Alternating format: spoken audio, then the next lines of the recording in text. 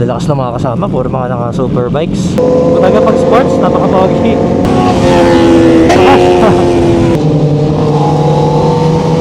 Ay mga katingin, and for today's Marilaki ride, ito yung gagamitin nating bike. So first time natin siya gagamitin sa Twisties. This is the 2025 Honda CB1000 Hornet. All new for 2025. Ito yung pumalit dun sa CB1000R. Mas in-improve nila. Mas lightweight. Mas maganda yung chassis ngayon. Mas maganda yung handling. Same engine pa rin naman siya. Galing sa Fireblade na naka X-Seal Race. Yung Oxlite. Galing sa Psych Moto Supply. Yung gulong niya, maganda na pala. Naka Bridgestone S22 Batlux na pala to. So pag Batlux na S22, makapit na yan. Pwede mo nang gamitin yan sa track days. Sarap na pang banking. So kaya nga ngayon susubukan natin yung capability niya. Yung headlight niya, mapapansin nyo. Para siyang may pagka Z1000 na pinaghalong Street Fighter. Lalo kulay pula pa naman to. Yung likod niya, futuristic. Sobrang tulis. Malapad siya dito. Tapos matulis siya dito sa dulo. Yung taillight niya, same sa mga CB650R, CBR 650R, sa mga NX500. And then makikita nyo rito na pagiging 1000cc niya. Malapad talaga yung tangke. Speedometer niya, same din sa mga bagong models ng Honda. Napansin ko yung wheels niya, kamukha ng sa CB and CBR 650R. Kaya naman yung pagiging nimble and lightweight niya. Same din. Ito, pakita ko sa inyo. Meron tayo dito CBR 650R and yung wheels niya. So, 180. So, hindi nga, no? Oo, 180 lang yung likod niya. So, 1000cc siya. Usually, sa mga 1000cc, naka 200 yan or 190 yung likod. So, ito naka 180 lang. Kaya pala yung feel sa kanya, pakiramdam, is para ka lang naka 600 kasi pati pala mags and tires niya is galing sa CB650R. So, ngayon ko lang nalaman yun. Yan. Kaya 180 lang din yung sukat niya. Pero this one, upgraded yung kanyang tires. Mas makapit to. Pati nga yung swing arm niya. Galing na rin yata to sa CB650R. Tingnan dito sa CBR650R. Ayan, parehas niya. Makita ko sa inyo yung seat height niya. Nag-running shoes lang muna ako para pakita sa inyo yung seat height. Taller and higher versus the CB650R or the CBR650R. Yan. Mas nakatipto kasi tayo. Hindi siya sobrang naka-lean forward. Pero halos same lang din pati yung handlebar niya. Same sa CB650R. Try naman natin sa OBR. Komportable naman. Medyo maliit lang yung upuan pero goods naman yung shape niya. Medyo manipis lang yung foam at narrow yung seat. Pero overall, makaka-survive ka. Pero pag nakasakay ka rito, it feels like para kang nakasakay sa isang sport bike. And then mataas din yung passenger foot peg kaya medyo tupi-tupi yung tuhod nung back ride. So, siguro kung long ride dito, medyo hindi ka ganun ka-comfortable sa kanya. Gagamitin naman natin helmet for today's ride. Aero GP 800 competition. Diba? Forma, no? Let's go. So ito na, pa-full tank muna natin siya bago tayo makiat, syempre. And then alamin na rin natin ang kanyang average fuel consumption. Tahimik lang. Silent killer nga daw. Wow. Uy, ano yun? Masiraan. Yun lang, delikado yan, Brad. So far, walang kahirap-hirap gamitin. Isa to sa pinakamadaling gamitin at isa sa pinakamagaan na 1000cc inline 4. And yung chassis niya, handling niya, parang mas madali pa siyang gamitin kaysa sa CB650R kasi medyo, ewan ko, parang medyo stiff yung handling ni CB650R.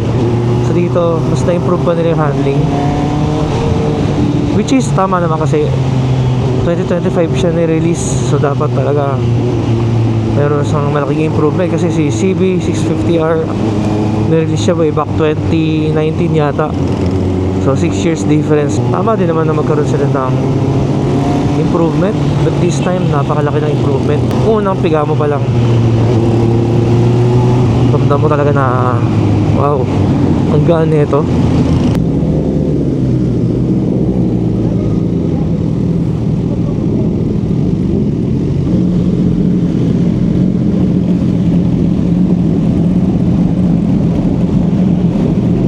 Lalakas ng mga kasama, puro mga naka super bikes.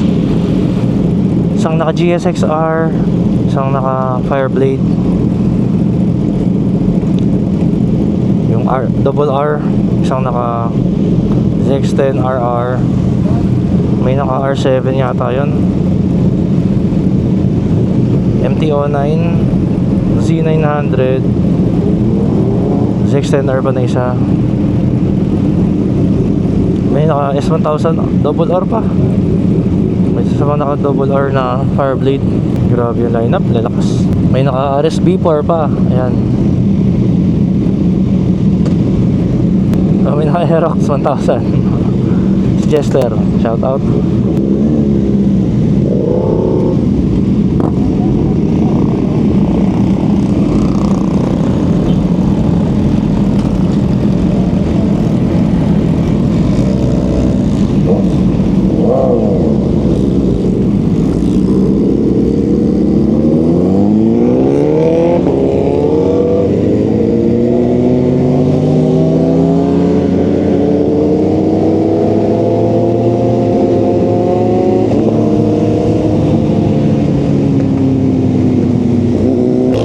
Nakakamiss din mag-group ride, no? Nakakamiss sumamit ng 1,000. Kasi lately, puro tayo mga middleweight or entry level. So ngayon, manunumbalik kung kaya pa ba natin mag 1,000. Kasi yung 1,000 eh, kailangan mong magsanay talaga dyan. Masanay ka dun sa lakas ng power nya.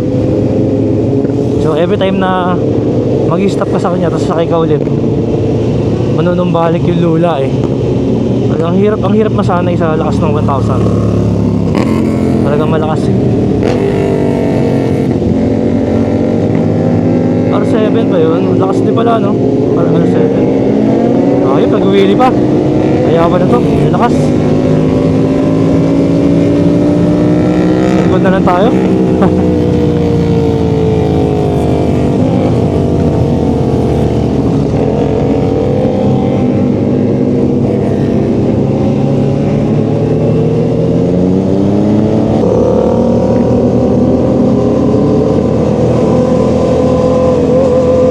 Dalawang grupo, no? Kasama ngayon. Okay, oh. Talaga pag sports, napaka-pogi. Iniinggit nyo ako, ah. Mamaya pag pauwi sa traffic, kayo naman ang maiinggit. Relax naman tayo pag pauwi.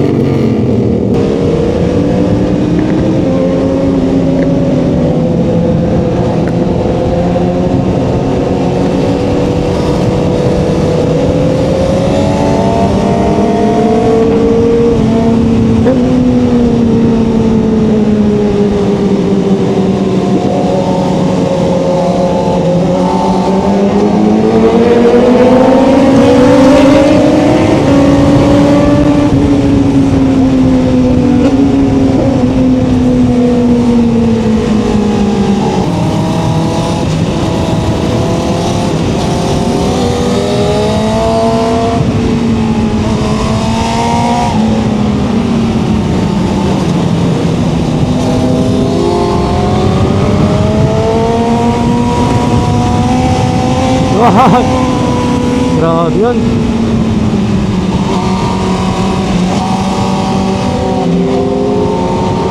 Grabe, tulin. Nanuna ako, di ko kaya.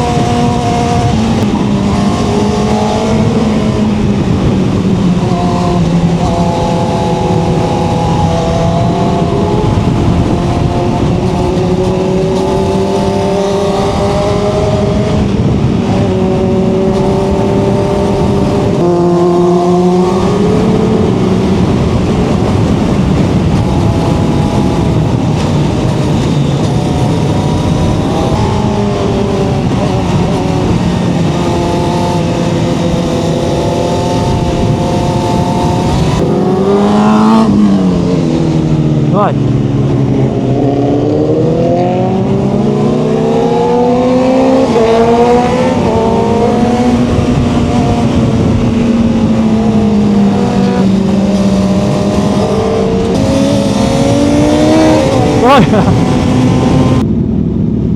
Chillan tayo ngayon. 6, 7, 8, 9, 9, 10,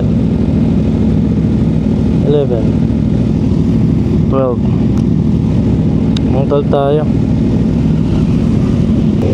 Ito, may bagong bukas dito sa Marilake. Ang pangalan, Yeis. Yun, sa kabila.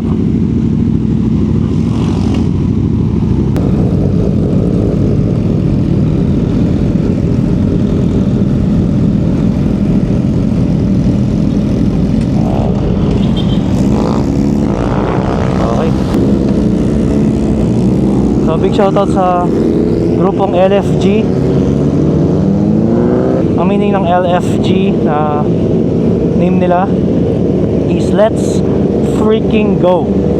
So yung F, pwedeng freaking, pwedeng, alam niyo na.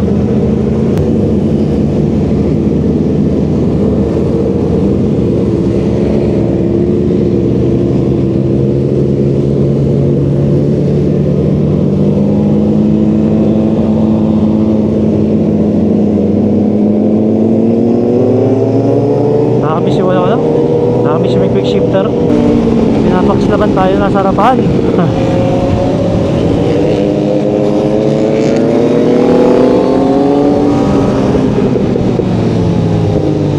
May truck ginagawa dito. Ano pala to? Si ano, may naka Triumph pala to. Triumph Speed, Triumph Speed RR.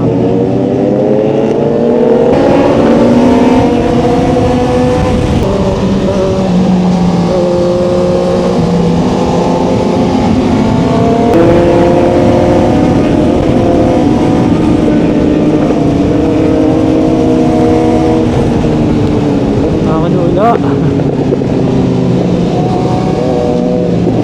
Ay, mama to. Parayo ko na rito. Mama to.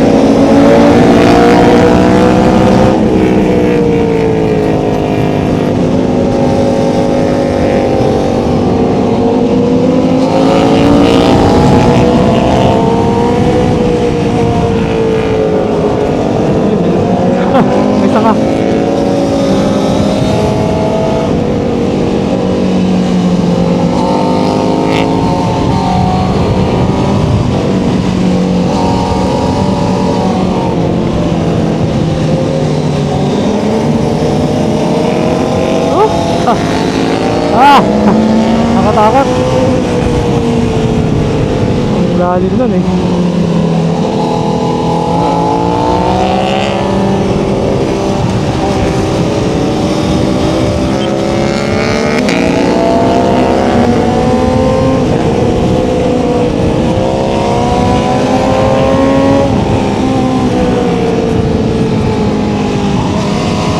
Dapat third gear all the way to. Pagka naked.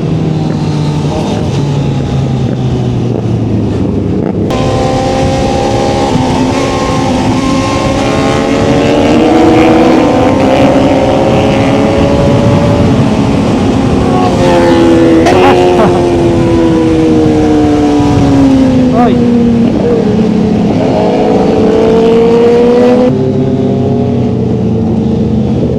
Sibat na tayo, sibat.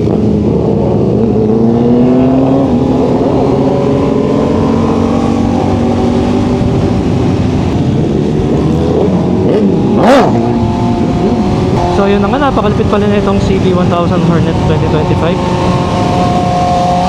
Ang nimble niya, sobrang ganda ng handling. Imagine nakakasabay tayo sa mga liter sport bike, mga super bikes.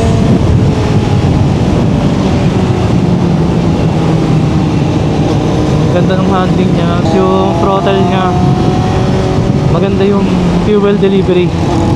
Very smooth, walang delay. At pagka ito nalagyan ng quick shifter, masarap lalo na ito.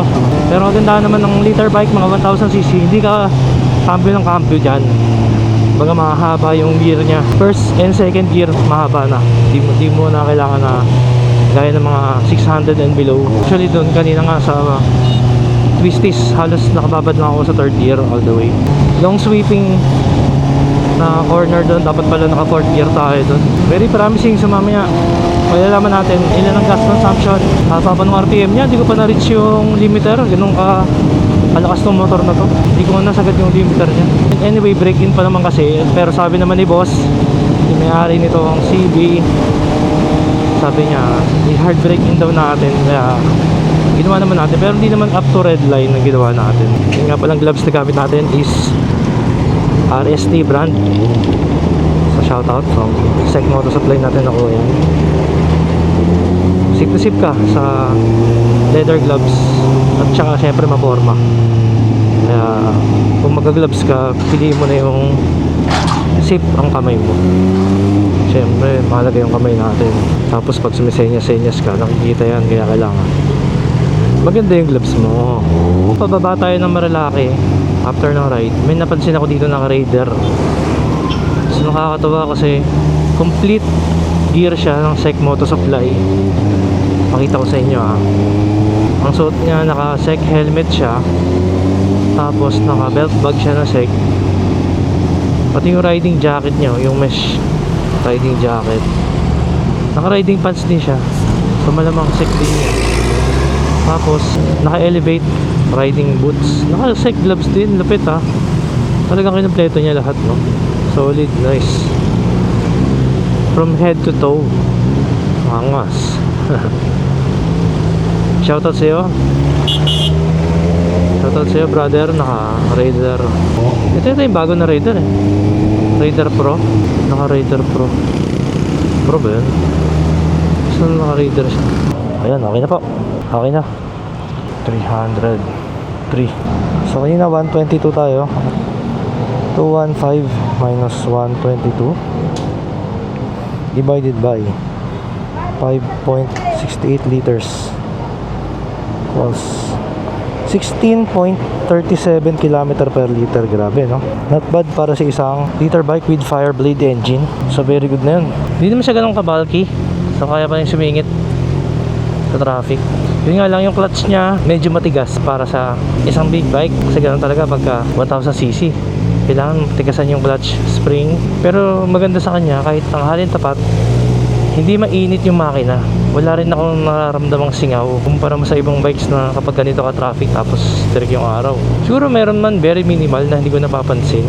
Pero syempre kung sanay ka na sa mga big bikes, expected mo na mainit siya kapag traffic. Pero ito, surprisingly, hindi siya ganun kainit. Ganda nga ng handling niya. Dive kung dive daw, sabi ni Kurt. So nakikita niya ako sa likod kanina. Talagang dinadive ko, and makapit pa rin talaga yung Bridgestone Battlax S22. Very good pa rin talaga. Isa sa mga best all around big bike tires. So ginagamitan natin siya ng clutchless shifting, and napakaganda ng transmission. Talagang yun ang isa sa mga advantages ng Honda, yung transmission niya. Napakadaling hanapin ng neutral at mag clutchless. Ayan o, third gear, second gear tayo. Ngayon naman balik tayo ng third. Ayan o,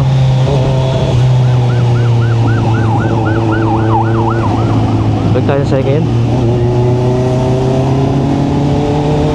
Balik tayo third. Fourth naman, deep, diba?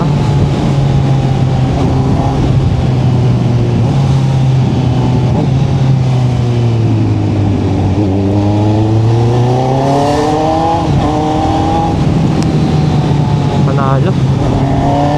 Pros nitong bike na to, syempre yung Street Fighter look niya, naka projector LED headlights na, malakas ang ilaw. Kagabi sinubukan ko yung pagiging lightweight and nimble, malaking bagay kasi usually itutulak-tulak mo sa garahe.